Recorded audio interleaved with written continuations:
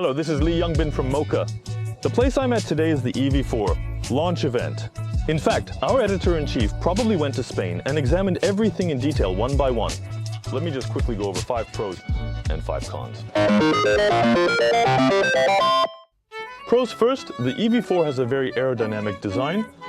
The current aerodynamic score is said to be 0.2229 CD. It is said to show the most aerodynamic performance among all Kia cars released so far. Even the Ioniq 6 shows an aerodynamic performance of about 0.21, but that is so ugly. But the Kia EV4 is stylish and shows excellent aerodynamics. This also feels very cool. The second advantage of the EV4 is that the EV4 has a very long driving range, based on 17 inches. It has been certified for a driving range of 533 kilometers on a single charge. The battery capacity is completely the same as the EV3 at 81.4 kilowatts, but it shows that it can go 32 kilometers further than the EV3. The car on display here has 81% battery charged, and it indicates that it can drive 430 kilometers. So when it's fully charged, it seems like it could really reach 533 kilometers, or even more. There is also a standard model with 58.3 kWh, but even for the standard model, the driving range is, with a range of 382 kilometers, I think it offers a comfortable driving distance. But the third advantage of the EV4. The second row, though interior space, is really spacious. The EV4 is a sedan that has a similar overall length to the Hyundai Avante, with a difference of only 20 millimeters. In terms of wheelbase, the EV4 is actually 100 millimeters longer than the Avante, providing much more spacious interior space in the second row. For the Avante, the center tunnel is raised.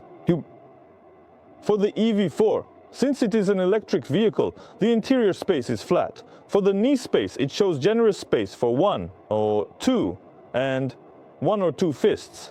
As a family car, passengers in the second row will feel very spacious. It will probably be used a lot as a taxi. The seat angle. The angle is somewhat reclined, which creates a bit of space under the knees, and that can feel a little uncomfortable. Also, the roof has a streamlined design, which might feel a bit tight for someone like me who is 185 centimeters tall. However, with the ample legroom, I think I could just lie back a bit and be fine. Overall, the second row space is very generous. The fourth advantage of the EV4 is that it comes with a new armrest. Just like the existing EV3, it features a sliding console table. Here, the EV4 gets one more rotating armrest. It can be completely tilted back at a 180-degree angle. So, when we're at a rest area, eating something like boiled potatoes, the front row passengers can place their food here, and the second row passengers can also use it to set their food down. This new armrest that accommodates second row passengers is definitely another advantage. The fifth advantage of the EV4 is that the trunk space is really large. This car is almost the same size as the Avante, but the trunk capacity is 490L, which is much larger than the Avante's 474L, providing a very spacious area. The depth is quite impressive, and it also shows a lot of width. So I think you could actually fit 2 golf bags in there. Even for an adult male like me, it offers plenty of room.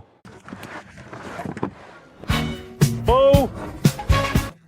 It shows a spacious space, where even an adult male like me can fit comfortably. And if you look inside the trunk, it also offers hidden space, so I think the storage capacity is going to be quite generous. Now let's take a look at the 5 disadvantages of the EV4. First of all, the first downside is the design. First of all, I think the front design is somewhat okay, but I really feel disappointed with the tail lamps. I get that they wanted to give the car a wide look by spreading these tail lamps out on both sides, but since the middle part is empty, doesn't it look a bit flat? Normally, cars would have had the lamps go a little deeper into the trunk to make the car look more spacious, but the EV4 is designed to make the car look as spacious as possible, so it's a little... I think it's not a design that many people would universally like.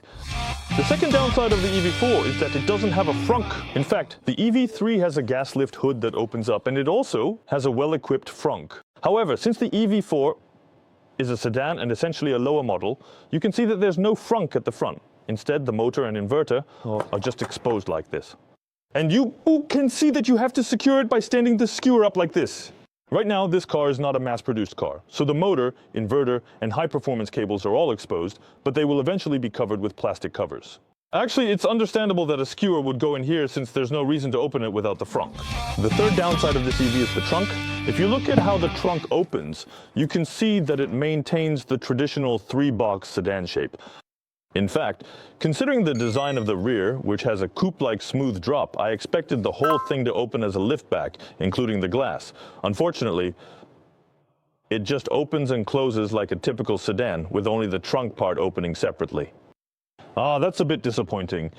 This EV4 is an electric sedan that aims to break the mold from the very beginning, so if it had completely avoided the traditional three-box sedan shape and instead adopted a more unified design, it would have been much more practical for loading and unloading, and I think it would have looked a lot sleeker too.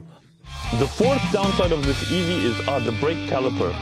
First of all, I can understand that it basically has a 1P brake, but the caliper itself looks really ugly. And inside here, these brake pads are also exposed like this. The design was really meticulously and delicately completed, but I feel like the brake caliper is a little broken. I wonder what it would have been like if they had added some kind of design caliper so that the brake pads wouldn't be visible. If they had paid a little more attention to the brake caliper design, it would have been perfect, but this is a little disappointing. The fifth shortcoming of the EV4 is this seat folding. First of all, the seats cannot be folded from the inside. There's no button here, and they've made it so that you can't fold them from the inside. So how do you fold these ER seats? You have to go to this trunk, pull the pull button like this. If you fold the seats like this in this state, you can see that they fold 6.4. If you could fold the seats, you could fold just the middle seat to carry longer items, but that's not possible, which is a letdown. If this 6.4 folding is possible, it would be great if they had made a hole in the middle to create something like a ski-through, but unfortunately this space is blocked, so you can see that they did not provide a separate ski-through space. For those who often carry long items in the second row, like skiers, I think this is something to keep in mind when choosing the EV4. The Kia EV4 offers 8 exterior color options: Morning Haze, Magma Red, Yacht Blue Matte, Snow White Pearl, Ivory Silver Glossy and Matte, Shale Gray, and Aurora Flake Pearl. Let's take a look at that shale feel. So the car displayed here is in shale gray. Oh, you could say it's a kind of gray that has a cement-like color, right? Now, if we move over there, this car is the EV4 GT line, and it features the Yacht Blue Matte color. That's the Yacht Blue Matte color we saw in the EV6. If we move over there, you'll see the Snow White Pearl color, which is the most popular choice among people. You all know that this color is an optional extra, right? It's Snow White Pearl, right? So it's not just a plain white. You can see that it has a subtle pearl effect layered in, making it a really nice white. But among the 3 colors on display here, I like the shale gray color the most. First of all, since it's basically gray, I think it will be easy to maintain.